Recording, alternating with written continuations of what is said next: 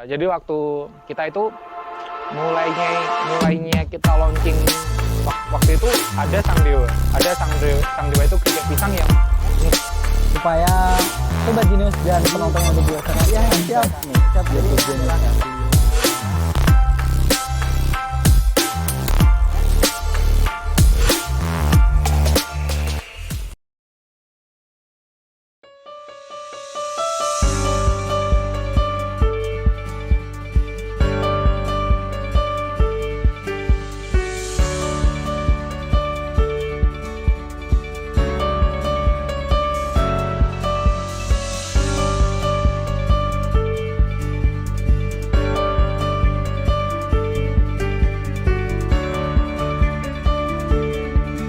Kita udah sampai nih di Kediri, tepatnya di pesantren ya.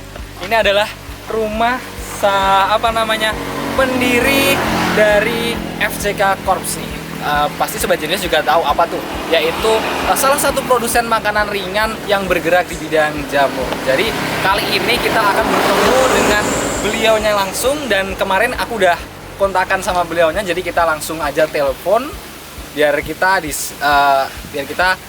langsung bisa masuk ke dalam. Oke. Halo Mas. Iya. Ini udah di depan. Oke. Jadi kita tunggu Mas Bagasnya nanti akan kesini nyamperin kita.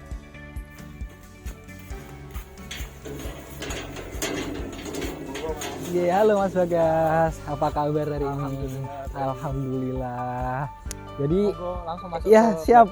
Siap. Jadi ini adalah rumah Mas Bagas ya. Rumah sekaligus tempat produksi. Baik Mas. Kalau boleh tahu kesibukan Mas Bagas hari ini ngapain aja Mas? Kalau hari ini ngurusin kalian. Oh, ngurusin kita ya. Keseharian, kita ngurusin orang tetap. Ngurusin orang. Jadi kayak mantau-mantau karyawan gitu ya. Terus di sini juga kita lihat banyak hijau-hijau tumbuhan nih. Emang Mas Bagas juga seneng ya kayak melihara tumbuhan-tumbuhan kayak gini? Bukan masalah seneng Mas. Emang kondisi keadaan seperti ini rumah udahan. Oh gitu, tapi ini Jadi sebelumnya itu awalnya itu rumah keluarga. Oh gitu. Sekaligus di belakang itu ada kandang ayam plus bebek. Awalnya gitu. Terus sekarang jadi kandang orang. Kandang orang jadi. Karena kandang bebek dan ayam waktu Gunung Kelut 2014 meletus itu mereka udah terkapar tuh. Kalau tempat produksinya sendiri di mana? Nah, itu sebelah sana. Oh, boleh kita langsung masuk ke sana aja? Siap. Oke. Ayo kita langsung ke tempat produksi.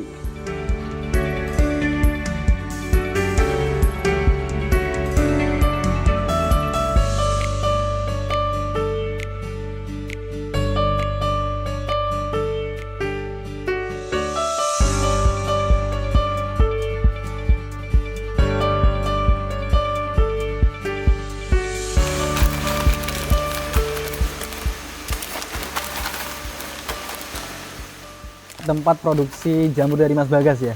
Iya. Ya lumayan cukup luas juga ya Mas ya? Bisa buat badminton. Iya bener. Dan memang bener ini dulu adalah kandang dari ayam dan bebek. Iya bener. Terus tapi itu kan 2014 ya? 2014, terus akhirnya setelah itu jadi kandang orang. Menjadi tempat produksi ini. Oke, kalau gitu kita ngobrol-ngobrol sambil berdiam diri di sini aja. Oke Mas Bagas, yang jadi pertanyaan nih, Mas Bagas kenapa sih memilih jamur sebagai bisnis Mas Bagas?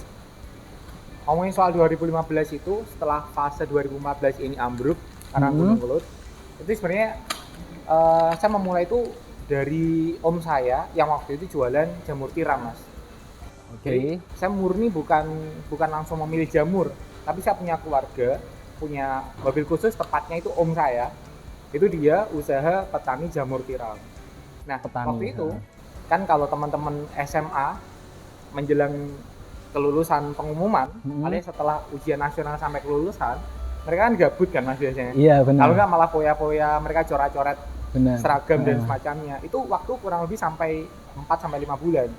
Nah daripada kita nggak ngapa-ngapain, akhirnya waktu luang itu saya buat untuk membantu om saya memasarkan jamur tiramnya ke pasar. Jadi bukan jamur crispy. Jadi awal mulanya memang beneran dari jamur tiramnya om, saya coba jual ke pasar dalam bentuk jamur tiram. Jadi belum terolah seperti yang sekarang. Jadi belum jamur crispy, belum ada produk-produk yang lain. Jadi dulu masih mentah gitu? Masih mentah. Dari jamur tiram. Nah, kenapa kok kita masuk ke jamur crispy, jadi ya balik lagi ya, sesuai dengan prinsip marketing kan ada supply sama demand. Nah, waktu itu demand di pasar itu tetap, sedangkan supply dari para petani itu banyak dan membludak. Dan notabene petani kan nggak mungkin dong om saya tok yang jadi petani jamur, kan pasti ada petani-petani yang lain. Kalau semisal satu petani punya 1 kintal, kalau total ada 10 petani, waduh, bisa banyak ya, 1 ton ya? Kan bisa lebih dari itu kan. Bahkan. Jadi dari demand-nya kecil, supply-nya banyak. Nah akhirnya biasanya petani jamur itu ketika supply-nya banyak, demand-nya kecil, mereka ngebuang. Mereka bagi-bagi jamur tiramnya ke saudaranya, ke tetangganya, ke timnya, ke karyawannya dan semacamnya. Nah waktu itu daripada jamur tiram itu dibuang, alias malah gak dapat uang kan, ya kita harus mikir bagaimana si jamur tiram ini bisa awet dan gak terbuang, ya diolahlah jadi jamur crispy. Oh gitu, jadi awal mulanya ke situ. Jadi sebenarnya awal mulanya tuh kayak nggak sengaja gitu ya, Mas. Emang nggak ada niat pertamanya, tapi akhirnya ada kesempatan nih akhirnya digunakan oleh Mas Bagas. Iya. Kan posisi kan jamur tiram juga gratisan. Tanda kutip dari petani yang membludak otomatis gratisan kan. Jadi dari jamur tiram itu kita olah, kita jadiin jamur crispy. Lalu kita jualin, kita pasarin. Ya dengan sekarang ada brand kita itu kalau jamur ada jamur lunas, terus ada si Iten, terus setelah itu ada Hararu snack, ada macam-macam. Begitu. Dan ada mushroom time, macam-macam. Menurut Mas Bagas nih, jamur nih prospek kedepannya gimana sih? Prospek enggaknya si bisnis bukan hanya tergantung dari segi bisnisnya atau sebenarnya, tapi dari kita sebagai leadernya. Misal nih, anggaplah ada pengusaha yang punya usaha wartel, misal begitu. Kalau dia tetap konsisten dan komitmen sampai sekarang mengistiqomai si wartel ini, saya bisa pastikan dia bakal bangkrut. Iya, karena apa namanya? Karena emang komunikasi udah di mana-mana. Iya, kan juga ada HP kan. Dan semacamnya. Dan itu jauh lebih murah daripada ke wartel. Maka dari itu, bisnisnya sustain atau enggak itu sebenarnya tergantung leadernya. Nah, kalau si ownernya ini dia akan shifting atau ganti bisnis yang lebih soon to be itu misalnya di matahari kan akan terbit ya.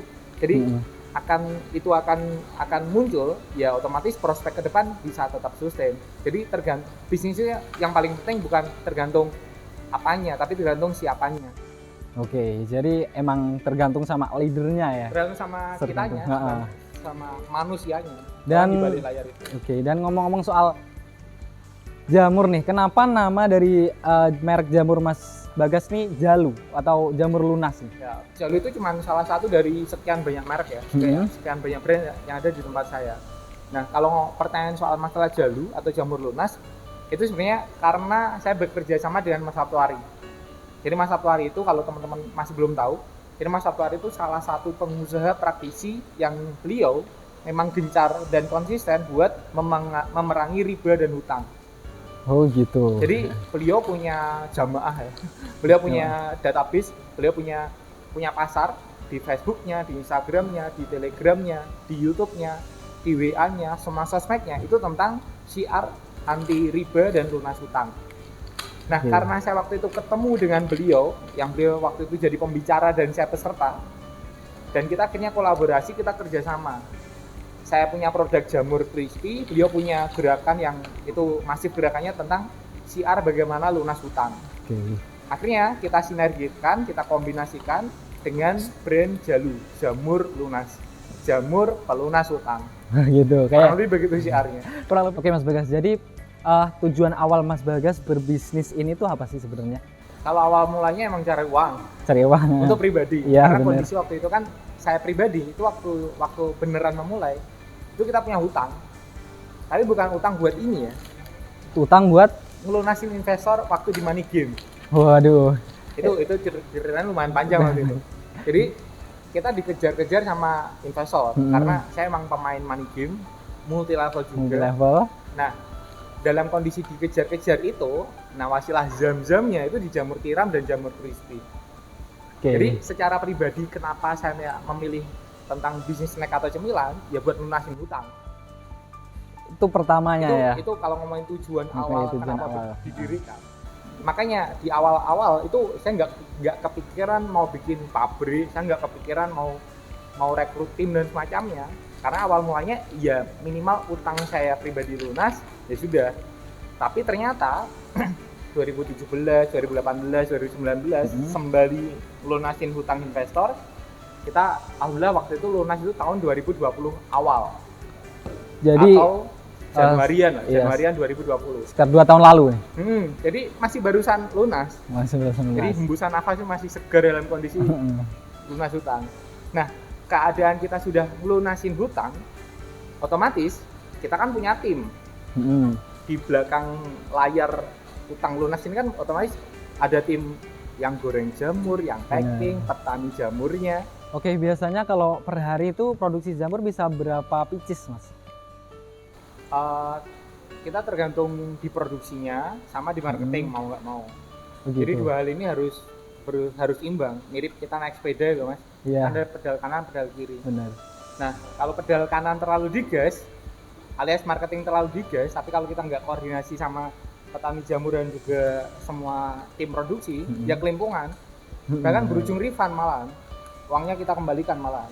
Begitupun ketika pedal kirinya ke gas, otomatis kan produksi meningkat, tapi marketing nggak siap. Otomatis back stock dan kita terpacunya dengan expired kan, sama kedaluarsasi produknya.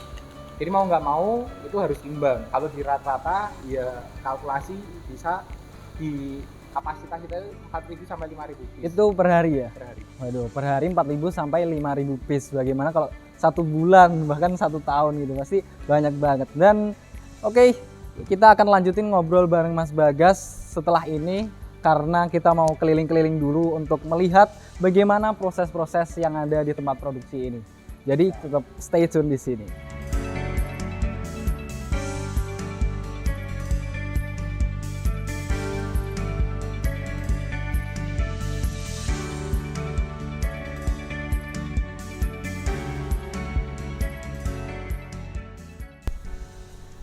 Oke, balik lagi kita ngobrol-ngobrol bareng Mas Bagas di sini. Setelah tadi udah kita capek keliling-keliling tempat produksi dari Mas Bagas, setelah itu kita lanjutkan di sini dengan suasana yang cukup sepoi-sepoi ya Mas Bagas anginnya. Iya. Oke, dari tadi masalah bisnis nih Mas Bagas. Mas Bagas memulai bisnis dari tahun 2014 sampai sekarang tahun 2022. Itu sekitar sudah 8 tahun ya.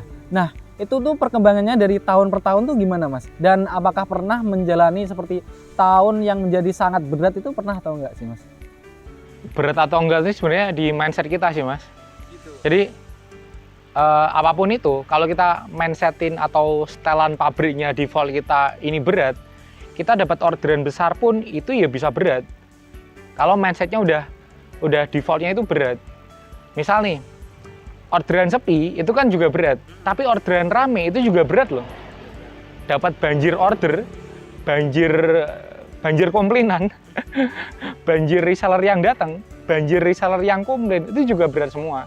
Nah, makanya pertanyaan soal masalah berat atau enggak itu sebenarnya di mindset kita. Kalau kita ngomongin soal berat atau enggak dan kita memaknai itu berat, ya jadinya berat.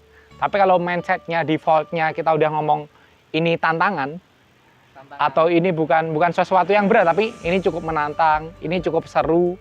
Semisal nanti keputusan kita salah pun, itu bukan sebagai suatu kesalahan, tapi suatu bentuk pembelajaran. Jadi sepertinya gak ada tahun-tahun yang akhirnya berat.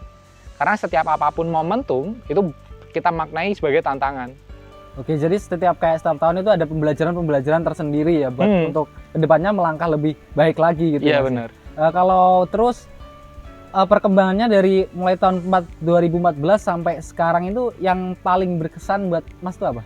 Waktu pandemi sebenarnya. Pandemi. Jadi waktu kita itu mulainya kita launching waktu itu ada Sang Dewa.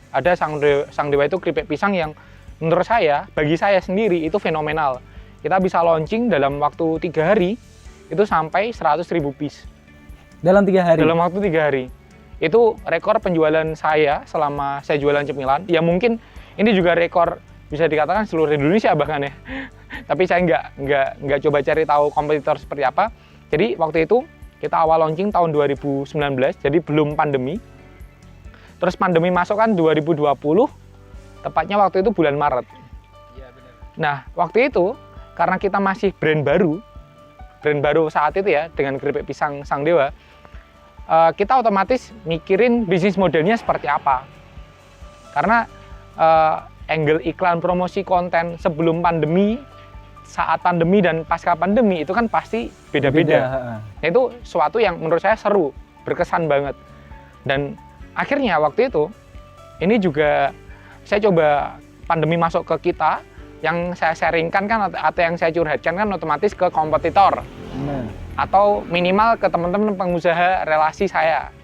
Saya tanya ke teman A, gimana kondisi, ke teman B, ke teman C, semuanya teman rata-rata mereka bilang ngedrop penjualan, gaji bulan depan belum tentu terbayar, terus karyawanku gimana, pasar ngedrop gak karuan. Intinya mereka ngeluh semua. Mereka ngeluh dengan keadaan pandemi. Nah, akhirnya saya memutuskan untuk nggak curhat ke mereka lagi. Jadi pilih dipendam sendiri aja. Mending saya nggak curhat ke mereka dan nggak minta solusi ke mereka. Karena ketika saya minta solusi ke mereka yang tanda kutip nyalain keadaan atau mereka menjustify apapun, itu nanti solusi yang keluar itu biasanya negatif juga. Jadi akhirnya ya saya cuma dengerin mereka tanpa perlu saya cari solusi ke mereka. Nah, akhirnya gimana? Saya bodo amatin begituan, alias saya coba mendengar pakai telinga kiri keluar telinga kiri, jadi nggak sampai ke telinga kanan. Nah, yang saya lakukan malah di bulan April, kan Maret tuh, Maret pandemi. April itu saya malah launching varian rasa baru.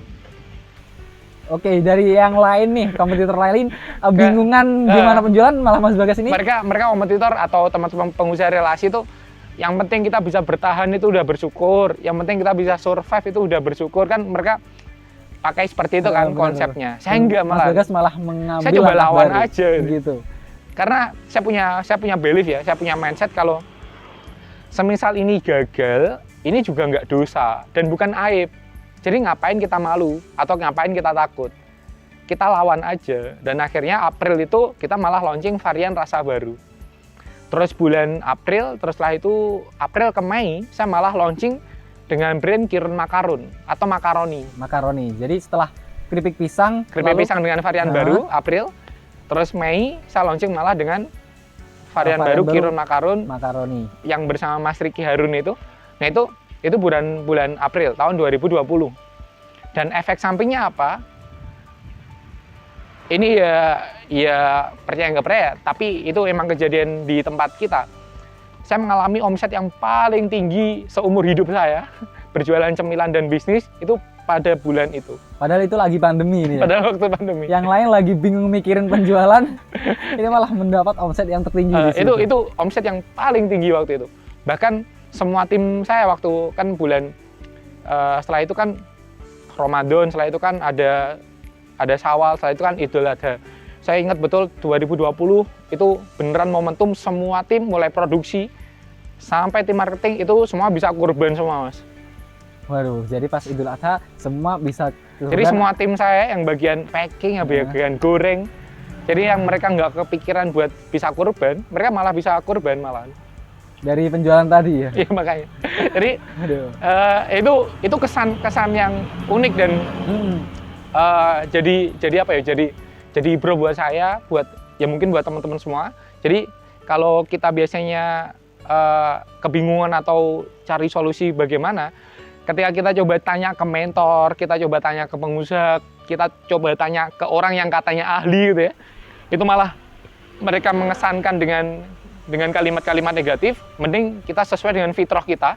Bener. Karena kan kita punya yang maha kaya loh, Mas. Kita punya yang maha mengatur. Masa ya kita nggak percaya soal itu.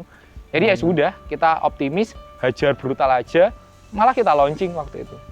Jadi, itu momen yang berkesan. Jadi intinya kayak kalau ada permasalahan tuh bahkan kuncinya tuh sebenarnya ada diri kita sendiri ya, bukan orang lain. Tinggal kita gimana cara mengatur kita sendiri untuk mengatasi masalah tersebut gitu ya, Mas. Oke, terus ngomong-ngomong nih soal tadi bahwa produk-produk Mas Bagas sudah banyak berkeliling dan juga pernah mencapai omset terbesar nih. Nah, kira-kira pernah nggak sih ada komplain dari apa customer sendiri langsung ke Mas Bagas gitu? Ya otomatis itu bagian dari ketika kita bikin produk, ketika kita bikin bisnis, yaitu sepaket Mas nantinya. Jadi ketika produk kita diterima pasar, ya sepaket dengan produk kita ditolak sama pasar. Ketika omset kita, anggaplah kita orang bilang sukses, ya sepaket dengan bangkrutnya. Jadi itu udah kan motivator atau banyak para orang yang motivasi itu ya. Siapa yang di sini mau sukses angkat tangan, tapi ketika ditanya siapa yang di sini mau bangkrut angkat tangan, tuh malah gak ada yang angkat tangan. Padahal sukses dan bangkrut itu sepaket. Begitupun juga semisal dapat reseller dan ditolak sama reseller, dapat customer ditolak sama customer, itu semua sepaket. Jadi kita nggak boleh ngomongin soal suksesnya toh, ya kita ya emang itu sepaket. Jadi ketika ada setiap hari kita dapat orderan, ya setiap hari pasti kita dapat masukan. Jadi itu kan tergantung mindset lagi. Kalau kita mindsetkan itu adalah komplainan, lalu kita coba malah meratapi nasib, duduk diam, mau tidur kita malah overthinking dengan kalimat seperti itu, ya malah gak jadi apa-apa. Tapi kalau kita memaknai itu sebagai sebuah masukan, saran yang membangun buat brand kita, bisnis kita, ya malah bagus malahan. Begitu. Benar. Jadi kayak apa namanya, ada pernah yang bilang bahwa bisnis itu pasti rugi dan resikonya itu menjadi Resikonya sukses. Ya, itu percaya Mas Bagas atas itu ya. Iya, jadi itu sebenarnya mindset yang kita, jadi kalimat itu mungkin keluar dari mindset teman-teman kan rata-rata pengen bisnis karena pengen sukses. Dan biasanya malah nggak dapat itunya. Mending daripada kita berekspektasi suksesnya, mending berekspektasi bangkrutnya. Karena ketika kita berekspektasi bangkrutnya, otomatis kita kan akan tahu kok gimana bisa bangkrut itu gimana. Dan kita bisa meminimalisir agar nggak terjadi kerugian, kebangkrutan, dan semacamnya. Oke, terus tentang tadi juga Mas Bagas pernah bilang bahwa yang makaroni ya, itu menggandeng yang namanya sama Mas Ricky Harun. Nah, kenapa Mas Bagas memilih untuk menggandeng kayak public figure seperti itu? Apakah prospek kedepannya itu bagus atau gimana, Mas? Siap. Sebenarnya kalau ngomongin soal produk, orang itu membeli produk itu bukan soal produknya aja biasanya. Atau orang itu memutuskan transfer, memutuskan membeli, memutuskan DP, apapun itu ya. Rumah, cemilan, motor, beli mobil, beli handphone, dan semacamnya. Itu nggak melulu soal fungsional benefit. Jadi misal nih, beli sepatu, itu nggak melulu soal kegunaan dan fungsi dari sepatu. Tapi orang juga membeli karena gengsional benefit atau sisi-sisi emosionalnya. Misal ketika ada logo seperti ini sama nggak ada logo seperti ini dihargai 1 juta tapi rebutan. Ketika nggak ada logo seperti ini, dihargai 500.000, orang nggak ada yang beli. Nah, itu kan bukan soal masalah sepatunya, bukan soal masalah fungsi dari sepatu. Tapi orang membeli atau memutuskan untuk transfer, memutuskan untuk DP, memutuskan untuk segera gabung sama kita, itu karena sisi-sisi emosional benefit. Atau yang saya sebut tadi, ada gengsionalnya. Nah, fungsi dari sosok artis, selebgram, atau mereka yang punya authority, public figure, itu fungsinya adalah biasanya mayoritas orang itu membeli produk bukan karena apa produknya. Tapi orang membeli produk karena siapa penjualnya. Iya toh ya? Iya. Jadi orang itu membeli produk bukan karena oh ini makaroni, bukan. Atau oh ini jamur, bukan. Tapi siapa penjual makaroni ini? Atau siapa penjual produk ini? Siapa penjual jamur ini? Nah, apalagi ini punya artis, ini punya selebgram, atau ini punya authority yang kuat. Misal sekelas brand atau nama Ricky Harun, siapa orang yang nggak aware atau yang nggak kenal dengan Ricky Harun? Kan mayoritas orang, saya yakin kenal sama beliau. Kenal, ya. Nah, orang sudah kenal sama beliau itu udah poin plus ketika kita coba jualan. Jadi si orang inilah nanti yang akan ngomongin kalau ini adalah brand saya, ini adalah produk saya. Jadi akhirnya kita dapatnya pasar itu jauh lebih mudah, jauh lebih leverage-nya itu jauh lebih cepat. Daripada kita nggak punya emotional benefit. Nah, orang ini kalau di marketing namanya personal branding. Personal branding ya. Jadi dengan adanya personal brand itu jauh lebih powerful lah orang untuk memutuskan segera transfer atau segera membeli. Dan itu seperti ikatannya itu seperti brand ambassador gitu atau gimana, Mas? Atau ya, kalau itu kita bagi hasilnya per piece gitu ya, Mas. Jadi ada kontekan langsung ke sana, jadi nanti kayak akadnya kita bagi hasil per piece-nya gitu. Per piece-nya. Jadi beliau yang mengoptimasi, mulai kan Mas Ricky Harun kan punya channel di mana-mana, ada Instagram, ada fanspage, terus itu ada di YouTube-nya, ada TikTok dan semacamnya. Nah itu yang bagian mengoptimasi sisi sosmednya untuk ngepost Kirun Makarun tentang makaroni Mas Ricky Harun ini itu dari kita. Tapi secara posting-posting ya dari beliau. Nah dari traffic yang itu semua kan ngarah ke tempat kita. Iya. Nah traffic itu kita konversi, terjadilah closing. Closing kan otomatis dapat omset. Omset kan nanti dipotong dengan HPP, dengan cost operasional dan semacamnya, ketemu net profit. Nah kita bagi hasilnya dari net profit ini. Oke, terus kenapa Mas Bagas ini memilih menggandeng brand ambassador, bukan kayak langsung endorse ke berbagai public figure? Kan itu juga nama-namanya cangkupannya lebih luas lagi, Mas. Siap. Jawabannya bukan kenapa kok enggak begitu, tapi kita juga begitu. Juga begitu. Jadi kalau ngomongin soal marketing, itu nggak boleh pakai atau. Jadi prinsipnya itu pakai dan. Dan berarti. Jadi ketika ada orang yang tanya, Mas lebih powerful TikTok atau YouTube? Itu jawabannya nggak boleh atau. Jadi keduanya. Jadi TikTok dan YouTube. TikTok dan YouTube. Mas lebih optimal Facebook atau di WA? Nggak boleh jawabannya atau, tapi jawabannya dan. Facebook dan WA. Dan grup Facebook dan grup WA. Dan story WA dan story Facebook. Dan Facebook Marketplace. Dan Marketplace itu sendiri. Dan TikTok dan YouTube dan Instagram. Dan Instagram Ads. Dan Google Ads. Dan Facebook Ads. Dan Selebgram. Dan public figure. Jadi kalau marketing itu nggak boleh pakai atau. Jadi harus pakai dan. Bahkan dan baliho, dan banner, dan brosur, dan radio, dan SMS. Karena kita nggak bisa, tanda kutip, dukuni ya kalau upline saya atau waktu di Multilevel itu bilang. Jadi kita seolah-olah kan mendisklaimer SMS sekarang apa fungsinya, kan begitu. Mana orang sekarang pakai SMS. Kalau kita ngomongin SMS nggak ada fungsinya, sama ketika lewat CFC, entah itu di stasiun atau di kereta atau di bandara, dapat SMS CFC. Iya nggak? Pernah nggak? Dapat diskon CFC, diskon berapa? Mungkin itu kan lewat SMS. Iya benar. Kalau sekarang orang ngomong, Mas baliho apa fungsinya? Apa pentingnya?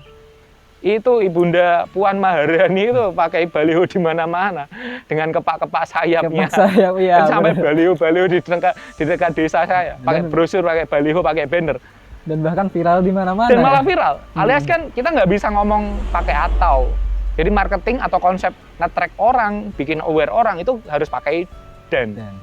Jadi intinya kalau marketing semua tuh harus nggak boleh atau ya. Jadi boleh atau. Ada kesempatan kita gunain. Iya. Gitu ya. Selama kita punya resource yang siap, resource dalam arti SDM, sama resource dalam arti modal di sini, selama kita aman dan besar, ya semuanya diajar.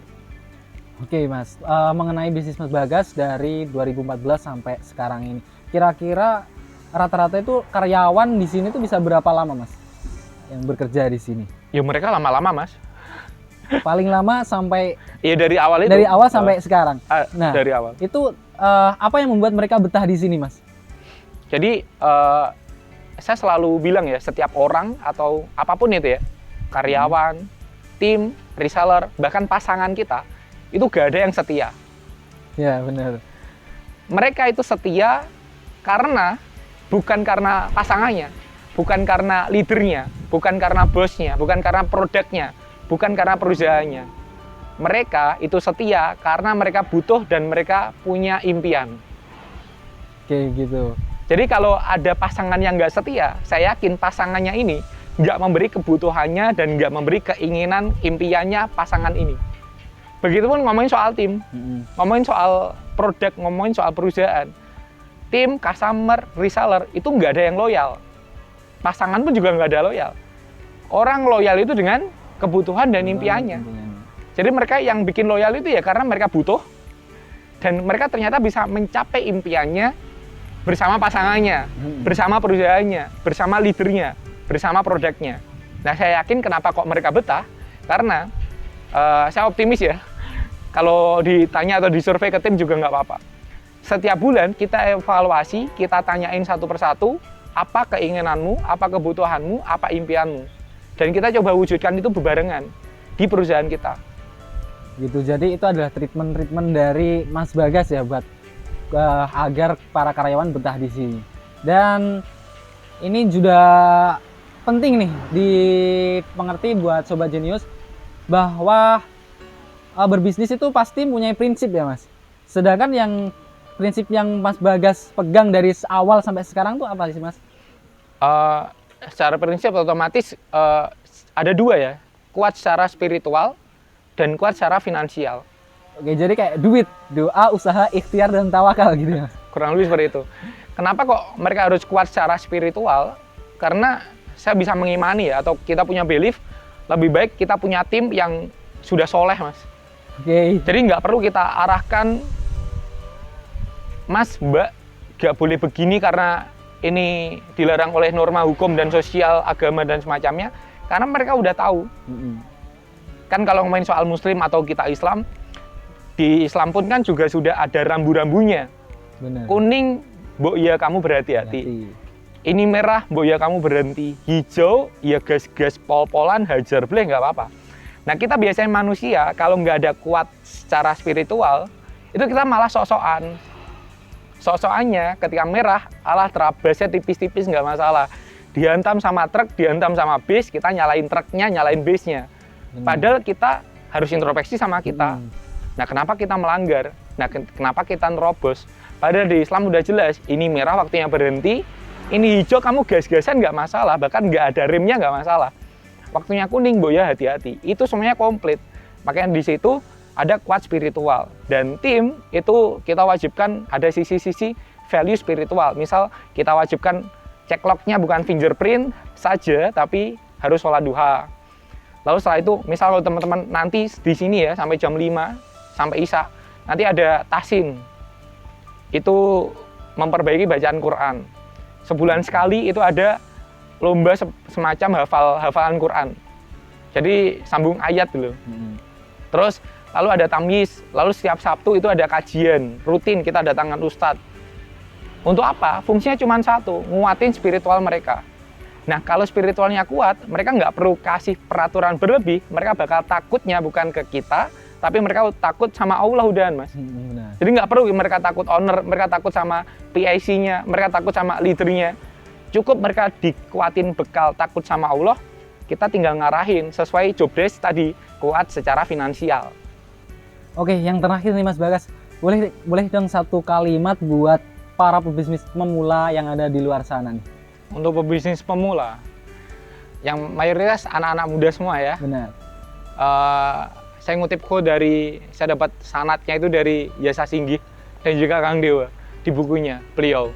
Dengan satu poin kalimat yang cukup menampar saya waktu itu dan membekali saya seperti sekarang. Dengan lebih baik kita kehilangan masa muda kita daripada kita kehilangan masa depan kita. Wow, bagus banget nih. Dan satu lagi nih Mas, boleh dong Mas Bagas supaya Sobat Jenius dan penonton yang ada di luar sana untuk subscribe nih YouTube Jenius FM. Bagi teman-teman semuanya yang ada di Sabang atau Merauke, silakan bisa share, like dan juga komen, sekaligus otomatis ya subscribe channel di YouTube Jenius FM karena AdSense di sini memperhitungkan nanti pembicara atau undangan selanjutnya. Sepakat kan Mas? Sepakat dong. Oke, ini terakhir ada souvenir dari Jenius FM buat Mas Bagas nih, silakan diterima. Terima kasih banyak Mas Bagas. Sama-sama. Atas ilmunya. Kami tadi mendapat ilmu yang banyak dari Mas Bagas. Dan buat Sobat Jenius, saya Fatih pamit undur diri dan di sini ada Mas Bagas juga pamit undur diri. Sampai jumpa di episode Babe selanjutnya dan see you.